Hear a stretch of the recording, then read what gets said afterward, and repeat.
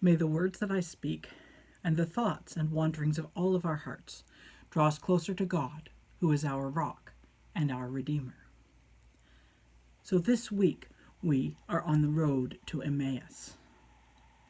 This is one of the resurrection stories that the church tells. It's one of the powerful stories of discovering Jesus in our midst. It's a story for the church today because it is more familiar, more comfortable to us. It's closer to the ways that we experience the risen Christ than some of the other stories may appear to be. Two disciples are walking on the road to Emmaus, a town whose location we don't even know where it is. And as they're walking, they're approached by a stranger, someone that they do not recognize. And they start to talk.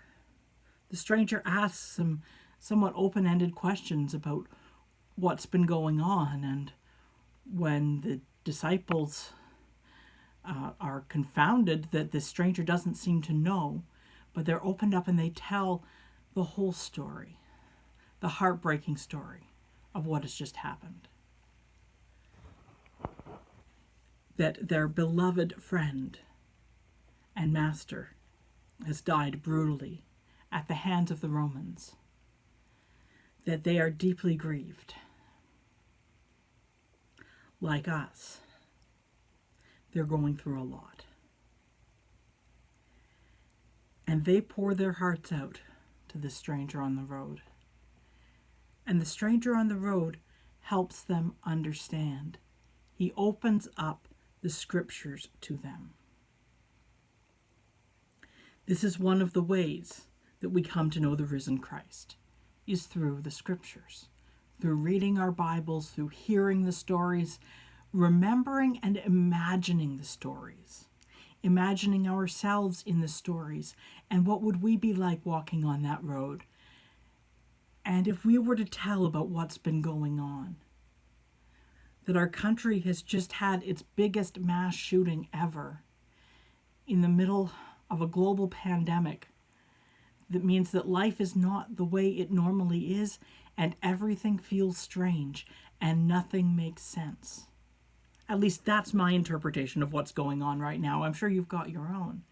Oh, with all of our personal nuances, of course, of how this impacts each of our lives differently. And how would what we are experiencing be explained by the stranger on the road if we reflect about our lives in the light of scriptures? What comes forward? What Bible story are you living in? That's an ongoing question for us as Christians, to remember our Bible stories and wonder, which one of these is my life right now? Or which ones of these? But we are like the disciples who are walking this road in a strange and difficult time. And then they come to where they're supposed to stop. And the stranger joins them and breaks bread. And in the breaking of the bread, they recognize the risen Christ. And they're so excited, they turn around and run back and join the other disciples.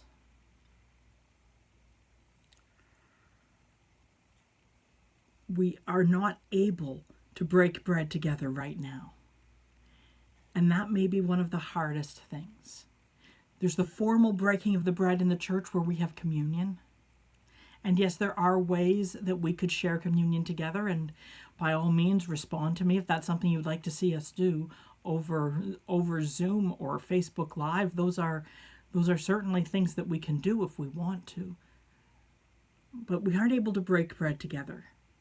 We're not able to have the barbecue that goes with the rummage sale. We're not able to have potlucks and funeral lunches.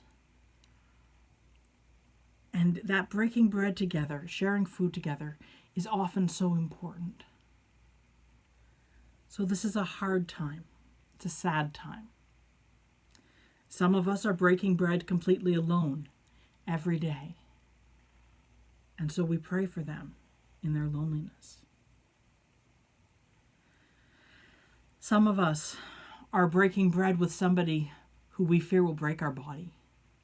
Some people are living in difficult and abusive situations, and it's made worse by being locked down, by being locked up.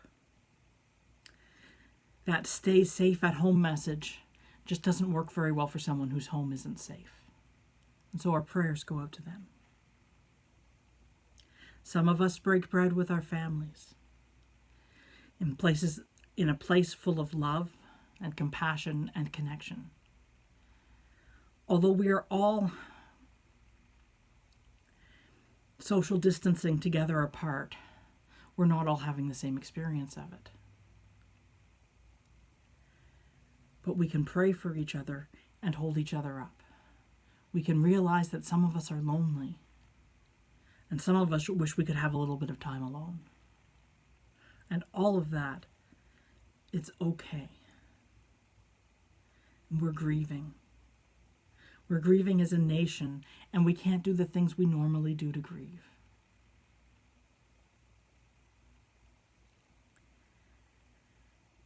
But it will be okay.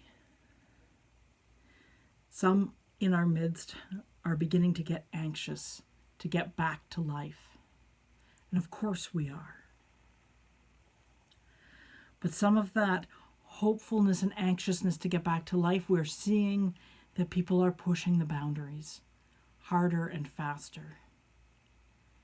We see videos from around the world of people maybe going too fast, and we're afraid for them and for us.